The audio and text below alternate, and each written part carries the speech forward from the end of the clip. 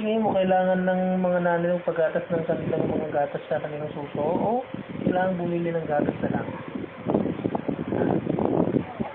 Nagawa sa gatas ng bata? Ha? Gusto mo ng gatas ng bata?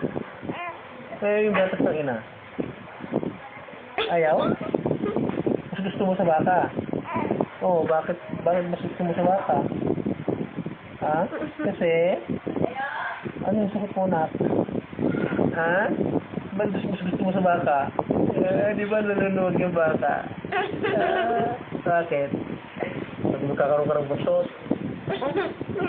Tingin mo? Ha? Mas malakas pag bata? Si mami hindi? Ha? Sagot! 3 hanggang 5 pangungusap na wala paulit-ulit na mga salita. Sige na. Sige na. Natutulog na siya.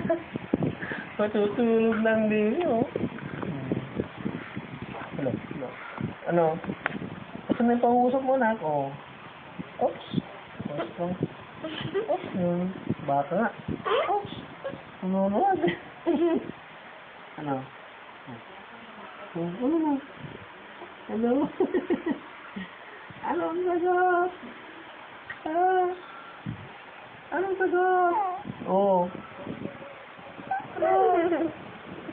Anong sagot? Payag ka ba, anak, sa kwan? Sa death penalty? Ha? Ano? Oh, death penalty. Bakit? Ba't ka pumapayag sa death penalty, anak? Ha? Kailangan bang isulong ito sa Senado, sa Kongreso? Ha? Kailangan? Sagot. Kailangan ba na? Matay na nata. Oops. Nak.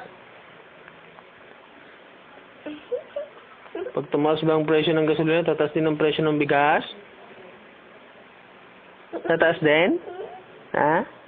Pag tumaas ang presyo ng gasolina, tataas din ang presyo ng bigas? Ha? Oo.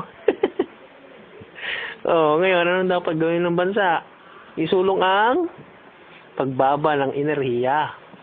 Gagamit tayo ngayon ng anong gagawin natin? Renewable energy. Ano? Nanak? Oh, hayag ka doon? Sa renewable energy? Ha? Gusto mo ng gano'n? Yung solar energy gano'n? Ha? Ano gusto mo? Gusto mo ng milk? Gusto niya ng milk? Oh. Masapin mo nga. Kainin na niya yung milk niya.